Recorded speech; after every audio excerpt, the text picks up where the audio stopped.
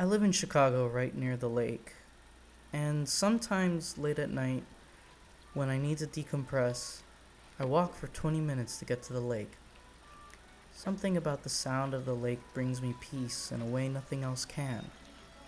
And while I know drowning is one of the worst ways to die, I still can't help but want to jump in the lake, letting it envelop me and block out all the noise.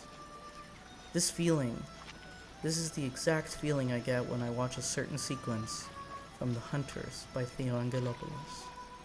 If I had to pick a favorite film, it would be this one.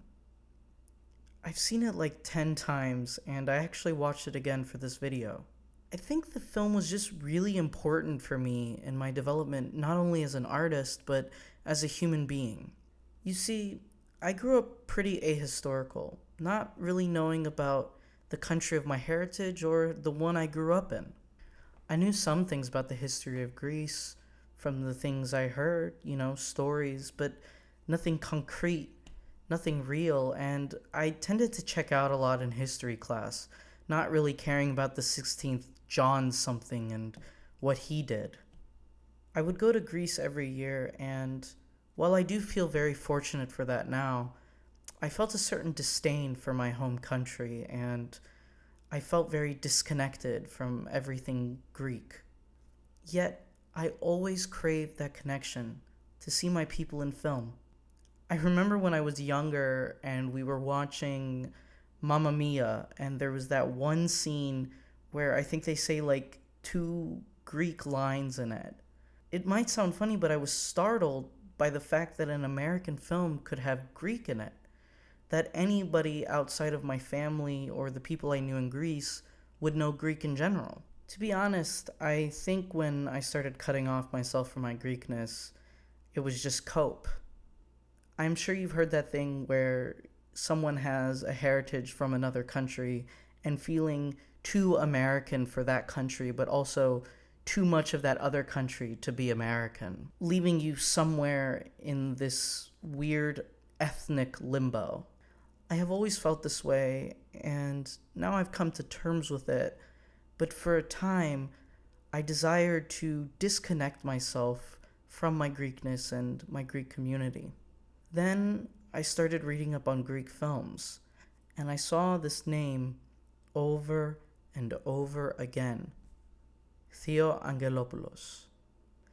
Most Greek people from an older age, and some young people too, know of his films, and whenever I mention him, I've always been met with an eye roll.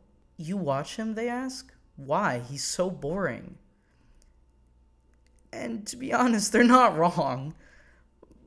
But that didn't stop me though, and I dove into his filmography, and I found an auteur in every sense of the word. He's like no other director I've seen before, and I just fell in love with him.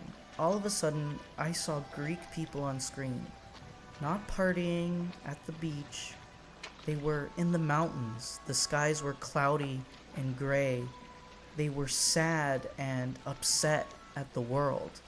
The buildings were run down, beaten by time. A completely different, more complex image of Greece. My image of Greece. The first film I watched in full from Angelopoulos was The Hunters. The Hunters follow a group of men that used to be part of the junta uncovering a body in the snow. The body in the snow turns out to be a member of the Communist Party, and the blood of the wound is fresh as if he were alive. The strange thing is, the year is 1977, and the body is from the Greek Civil War, which happened 30 years prior. The Greek Civil War was a conflict between the conservatives and the communists in Greece. The hunters then get put through an informal inquisition to figure out what to do with the body. The plot doesn't really matter in the movie. It's more of a framing device to go into depth into the crimes of the junta, a conservative dictatorship that lasted from 1967 to 1974. You see, the junta was obsessed with a traditional Greece and eliminating leftism in Greece. They would throw people they deemed communists into jail and torture them, or if you were lucky, they would block you from economic mobility or kick you out of the country. Angelopoulos started making films during this time, and he was a leftist, which is one of the reasons I think I connected so much with his films. His films he made during the time of the junta were critiques of the junta, sure, but the themes were buried and complicated. But when the junta fell and he made The Hunters, you could feel the gloves fall off. Despite the film's slow pace, a trademark of Angelopoulos' style, it brims with energy from anger and spite. One of the final sequences of the film is all the hunters being lined up and shot.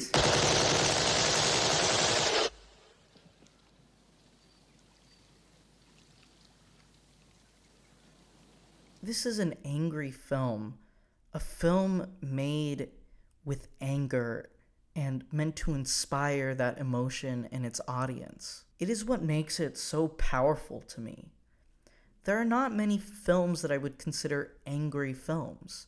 Most films are supposed to inspire joy or sadness in the audience, and few films want to inspire you to take action. I digress. What is my favorite sequence in this film, and my favorite sequence in all of cinema?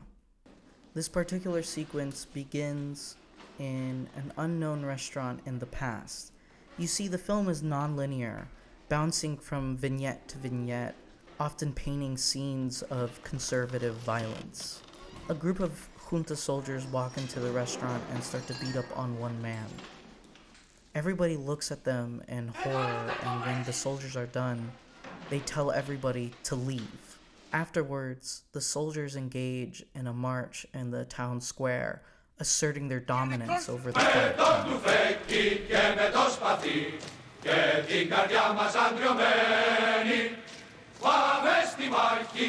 Then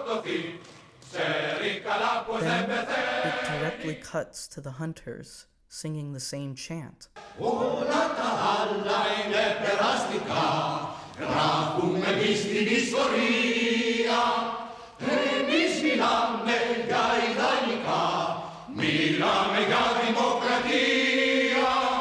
This time, though, it takes on a different feeling. Where the soldiers' chant was more military focused, the hunters takes on loftier ideals. They are pillars of democracy, family, religion, and money. As they walk outside, they are interrupted by a soft but persistent sound of what I believe is an accordion. The hunters trail off and look into the distance.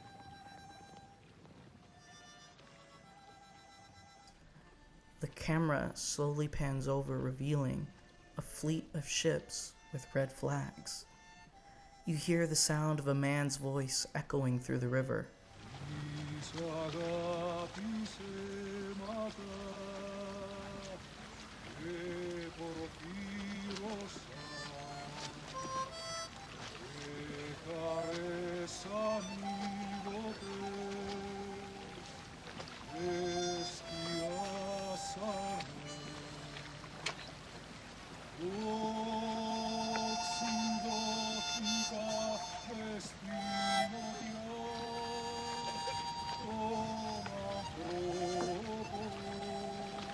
Then the whole fleet joins in.